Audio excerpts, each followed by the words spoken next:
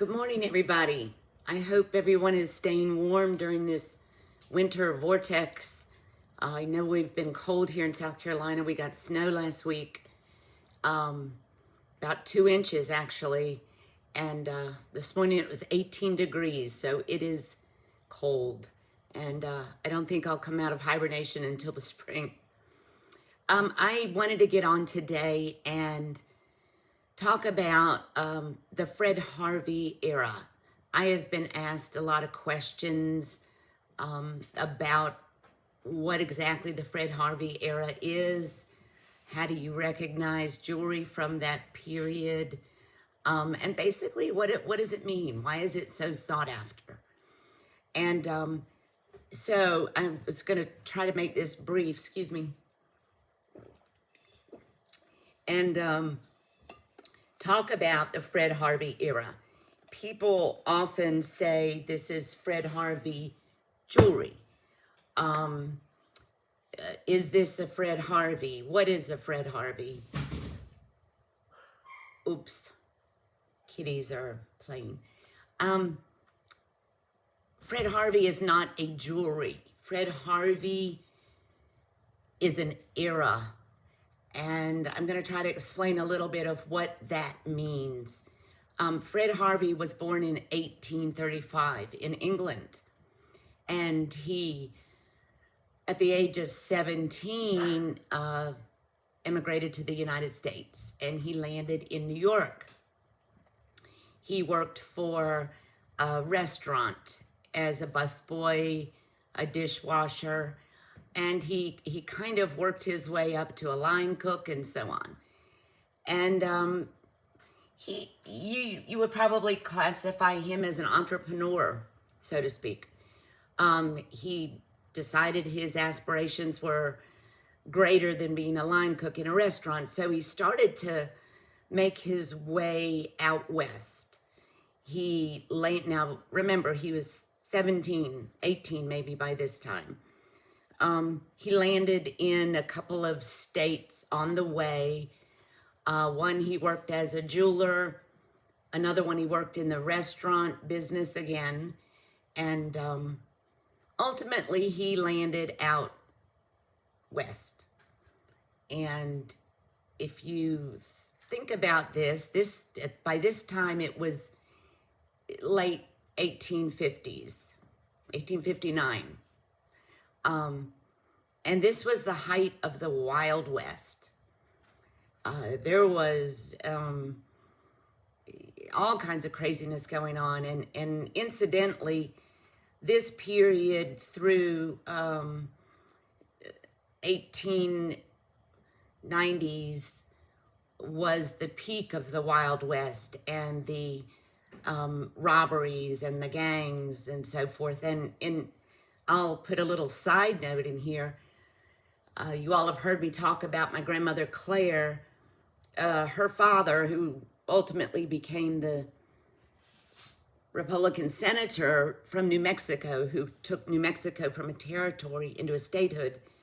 Prior to that, he was sheriff of Socorro, New Mexico. He was the superintendent of the New Mexico Penitentiary.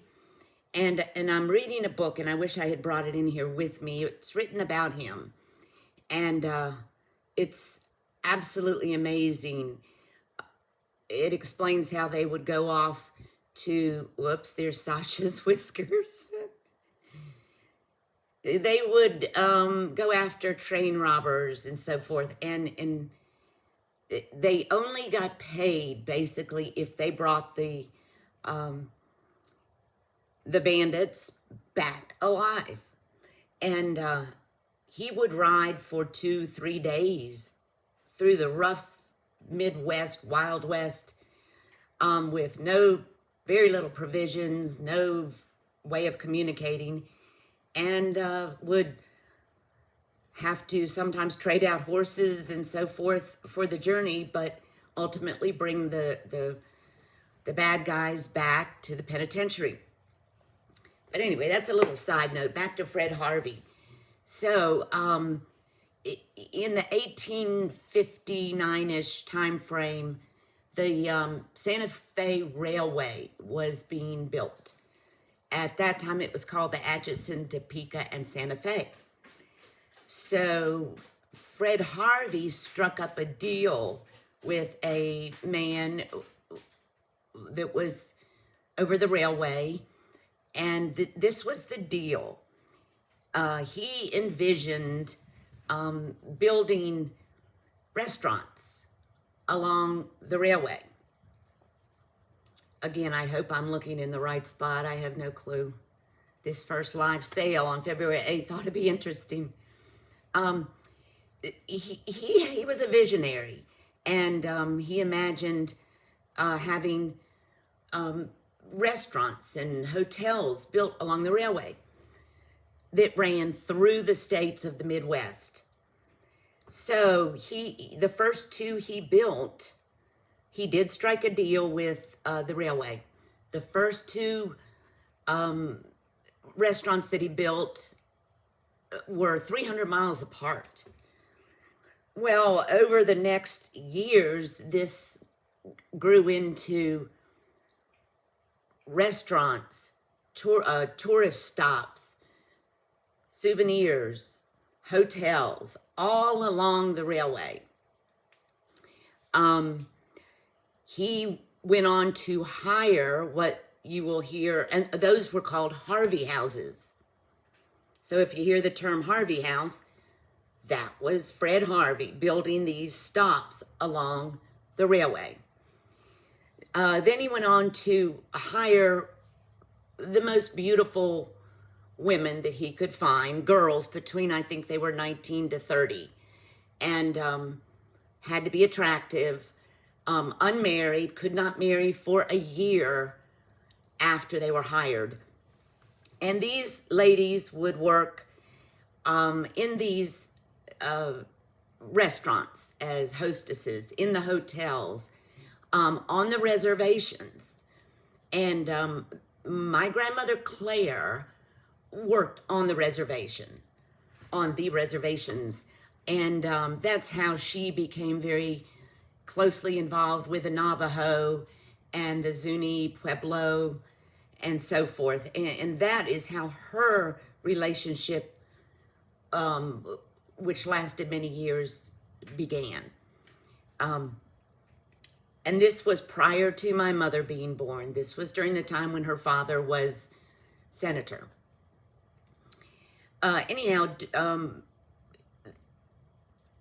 So Fred Harvey was considered the first person to have a restaurant chain in the United States. The Harvey houses, the Harvey restaurants. Then people would ask, well, was he credited? What was he credited with besides that?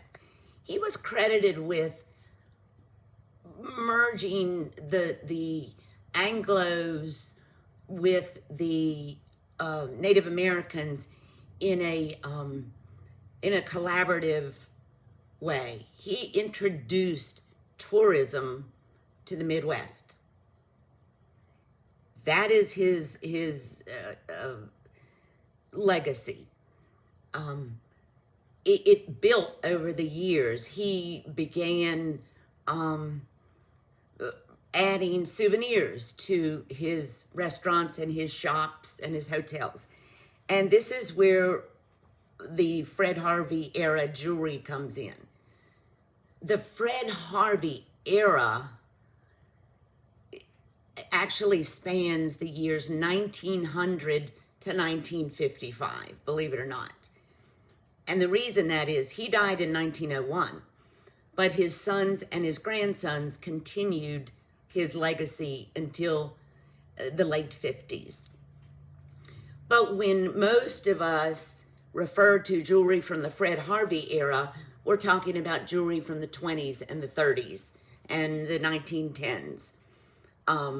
In that time frame, that's kind of the thought when people say, do you have anything from the Fred Harvey era? We're not really referring to 1950 pieces. Although they would be considered Fred Harvey era. Excuse me.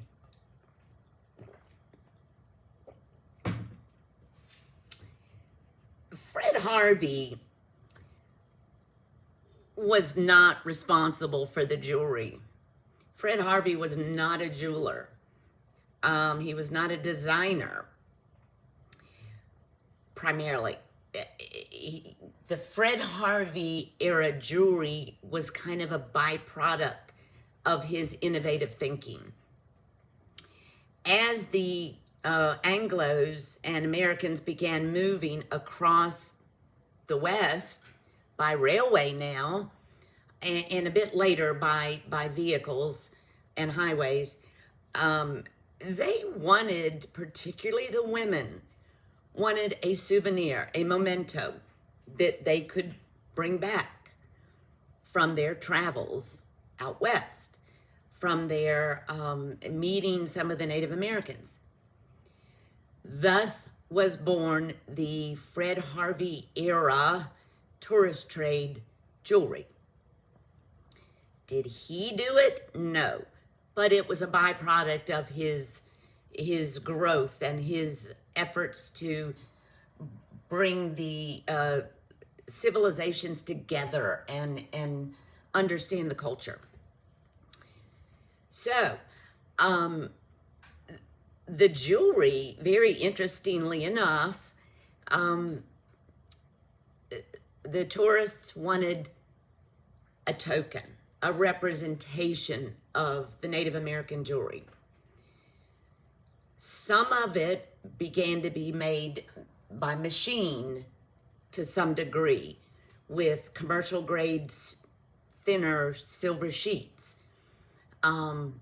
Nice turquoise. Almost all of the pieces from this era have lovely turquoise, although it is usually quite small. But they're beautiful pieces.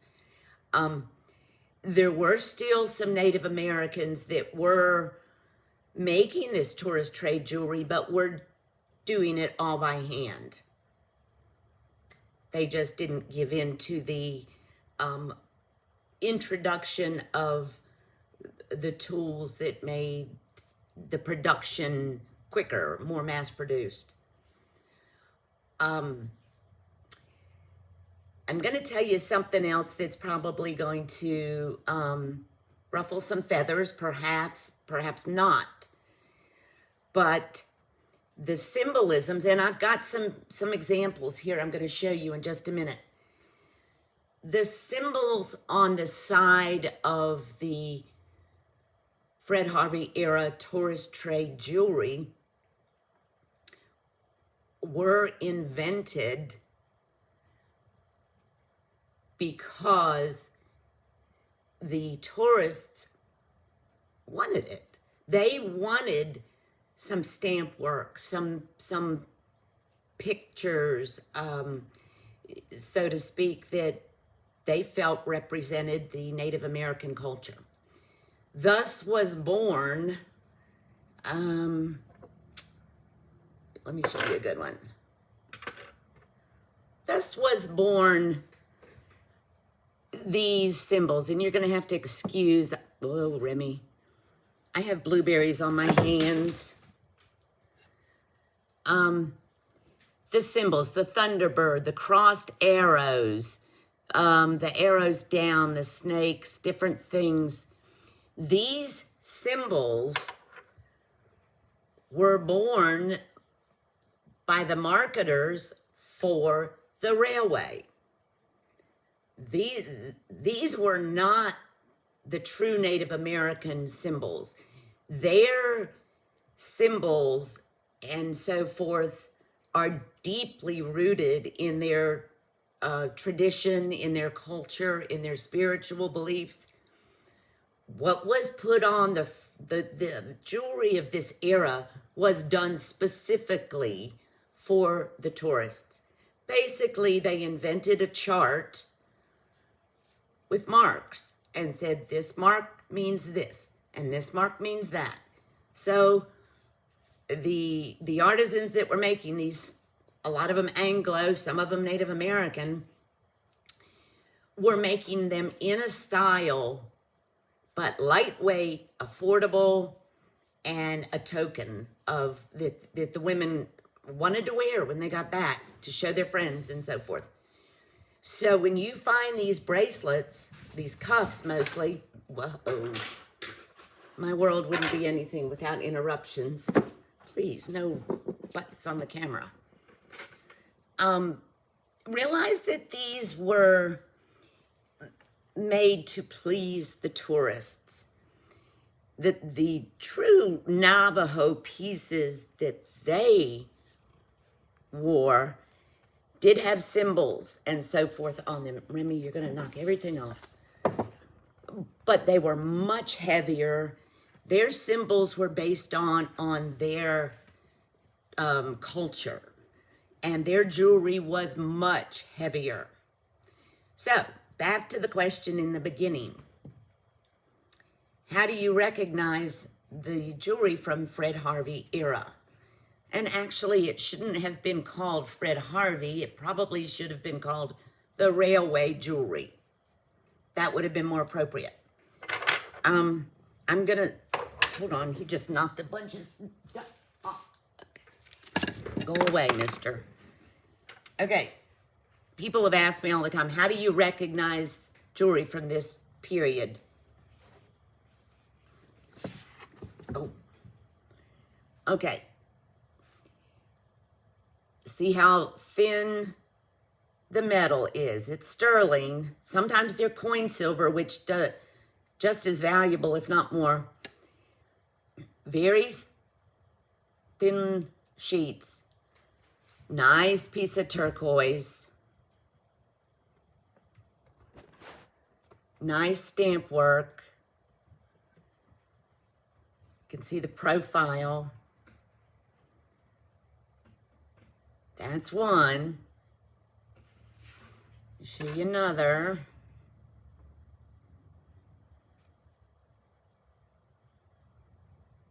Beautiful piece of turquoise.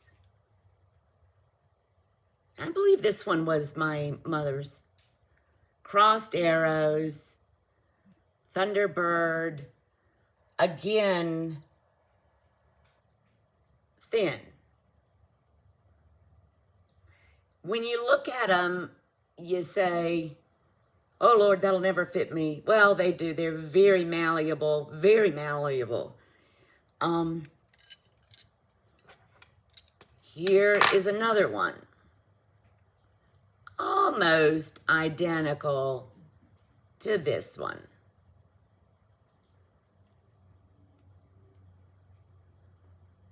I have a little wrist, as y'all probably know, and I can get these on, but even if my wrist was an inch bigger, I could still get them on. I usually end up closing the gap very, very tightly. But they are malleable, and most of them, a lot of them are not marked. This one actually has some repose, and this one is marked sterling. But if they're not marked sterling, that doesn't really mean anything. It just has to do with whoever made it.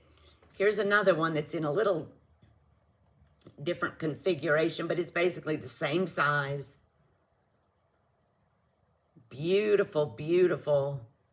Don't ever polish these. You can take a little polishing cloth and hit the highlights, which I do. I know a lot of people don't even want to do that, but I do think if you are very careful, you can really bring out the patina in the stamp work by just polishing the highlights. But see, again, thin sheet of silver. Let's see. Incidentally, that's a number 8. Mine. Cuff. Not Fred Harvey era, but it's just a, I don't know, it's kind of blowing out, but it's a light, light blue with that beautiful brown copper matrix. Okay. So I hope that explains. I've got a few more here. Here is another one. Basically, they are all close to the same size. Whoever wore them, you know, moved them around. This one has got about a 1/2 inch opening for me.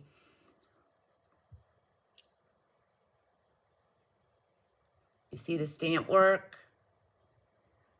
And like I said, Stamp works, these were created for the tourists. The tourists wanted symbols, and they got symbols. There literally was a chart invented for that. Here's another one, very much like one of the first ones.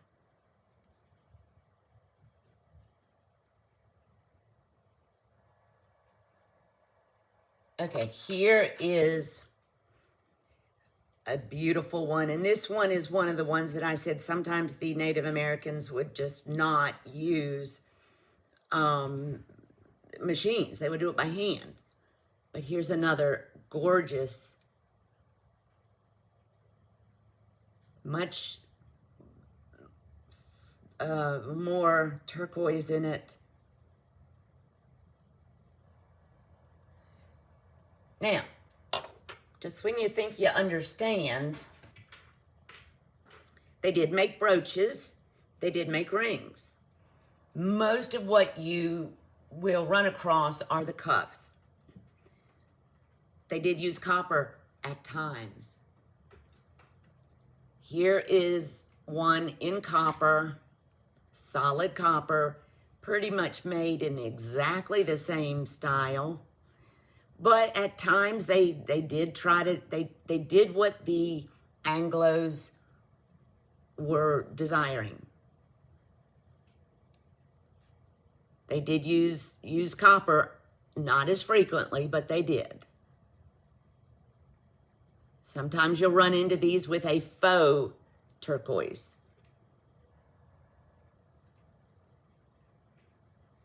But very substantial. That's a heavy bracelet. Okay. I'm going to show you a couple more, and then we will be done. Here is a ring that I've talked about before.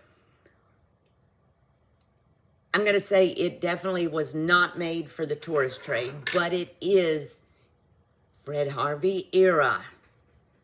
Remember, Fred Harvey Era encompasses several decades. It is not just these tourist trade bracelets. Before I go on, let me do this. Let me show you all of these together and give you a little word of caution. You know, I've been monkeying with turquoise my entire, more than adult life, since I was in my teens. There is a surge, and I've been watching it for a while. These cuffs, the tourist trade cuffs, less silver than a lot of things. No, you don't, Remy. They are increasing exponentially in value. They're going up. Just last night, I checked on a lot of different places, Poshmark and Ruby Lane and eBay, and these are traveling upwards of $300 in many instances. It's crazy, but the people are collecting these now. People are wanting them because it represents a finite period in history, and it's very distinctive. So, you know, if you see a bargain on one of these, I would pick it up unless you absolutely don't have any desire for it. They are going up, mark my words. They are up now from, you know, a year ago, way up. Okay, let me show you the other things I was going to show you. Here is a ring that I've talked about before that I bought from Tanya at my Jewelry Addiction. It is the Fred Harvey Era, but it was not made for the tourist trade.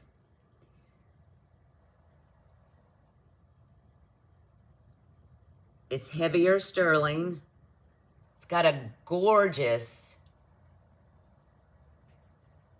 Yeah, it's got a gorgeous turquoise stone, which had a pretty significant crack, which I did repair. But that is a beautiful ring.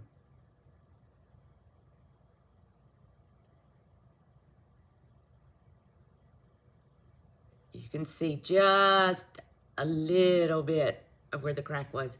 It actually had a little chunk out of the middle. Okay. Here is a ring that I believe was definitely made for the tourist trade, like the cuffs. Okay, let's focus.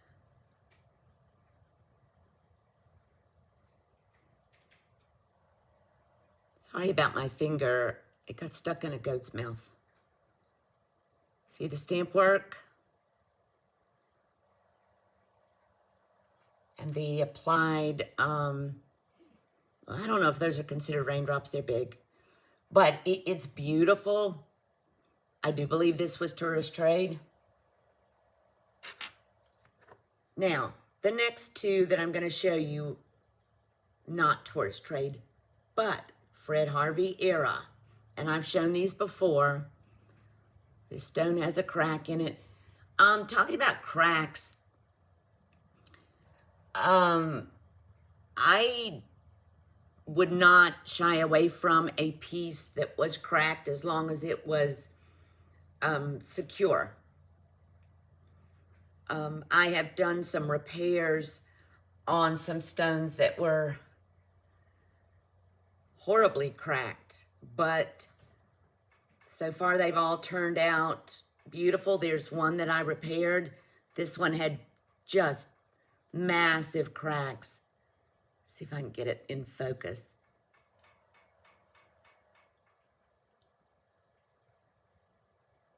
And you can, no, Remy, you can run your finger over it and you can't feel anything. This one was like a 3-day process because the crack was so big. So I had to fill it with matching turquoise, ground very, very fine as powder I could get, and mix it with an epoxy resin, let it dry, sand it very carefully with, I think I used 3,000, then 5,000. Then I did the whole process 2 more times. So this took a period of 3 days to repair. But anyway, off topic. This is a beautiful cuff, 1920-ish, not made for the tourist trade. See the thickness? See the difference? And they would not have used a stone this size for tourist trade. Same with this ring.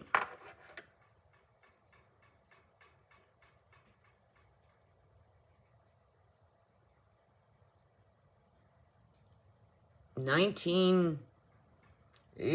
say this is 1910. Whoops. So, again, how do you know if number one, please realize Fred Harvey didn't make jewelry. This was an era of transportation growth, tourism growth. And the jewelry was a byproduct.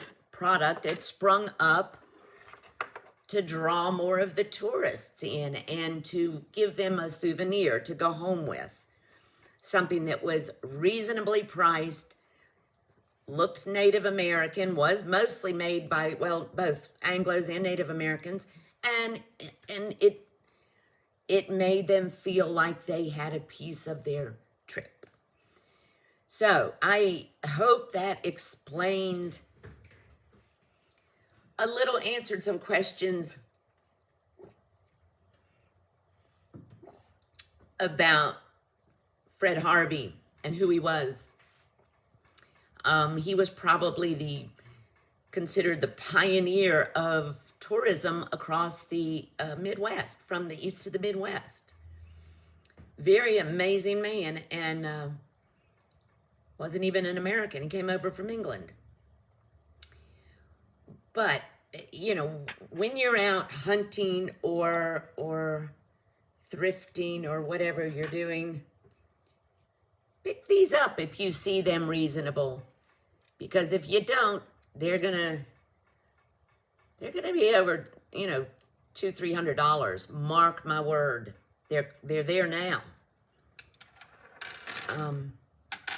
This ring was my mom's. This is not Fred Harvey, but it's just, and I don't know what kind of turquoise it is, but it's a very heavy ring. And I'll go ahead and show you what I've got on, since we all like to do that. These were my mom's, made K Yasi. There were 2 pair, very similar, and I gave my sister 1 pair. This was from the Fred Harvey era. This was my mother's locket, pendant, not a locket, when she was a little girl. It's very simple, but that was hers. This, my new friend Wendy at Wolf Walker Collectibles. Oh, she's a wealth of information too. She lived out in Taos, New Mexico, and she would look out over the Pueblo at the Taos Mountain. And the Pueblo had a herd of buffalo. And so she is a silversmith. So she made this, and I bought it from her. It's got her hallmark on it, WW. And I believe this is a piece of Kingman turquoise. I have to go back and check. But this was a very special piece to her. And it's special to me now because I know from whence her dream arose to make this. Anyway, I will be having my first live sale February 8th, which is a Saturday at 7 p.m. Eastern Time.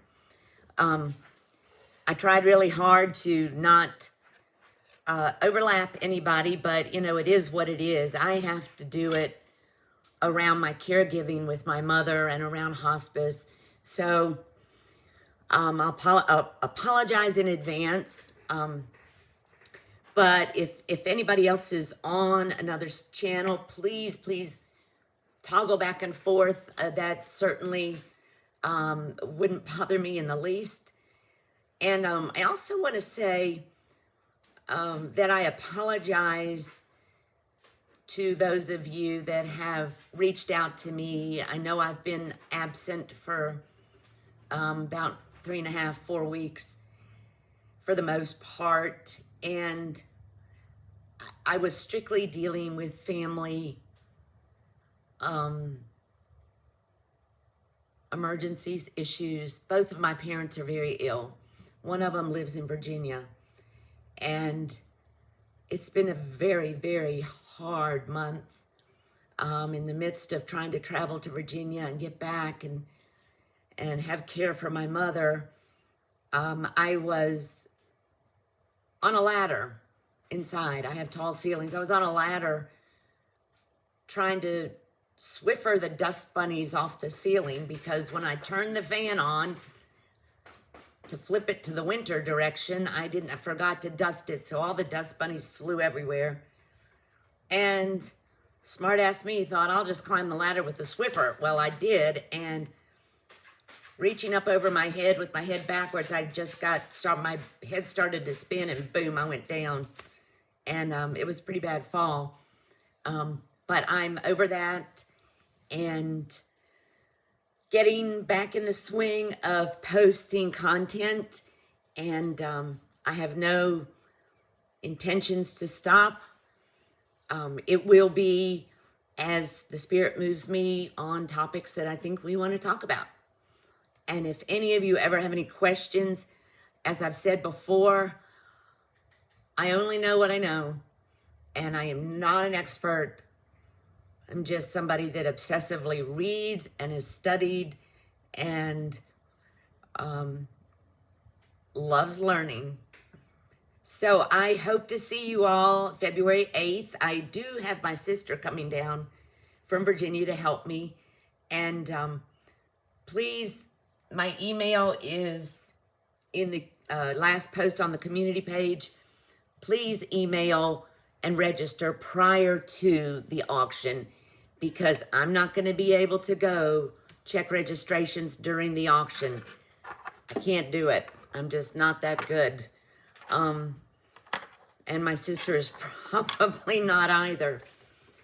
But hopefully we'll see you all and have a good time. And if there's anything you'd like me to do content on that you are particularly interested in, let me know. And it is Saturday, and I've got the Rim Man here begging for attention. So there he goes. Come on, Remy. And I hope everybody has a fabulous weekend. And I'll see you soon. Bye.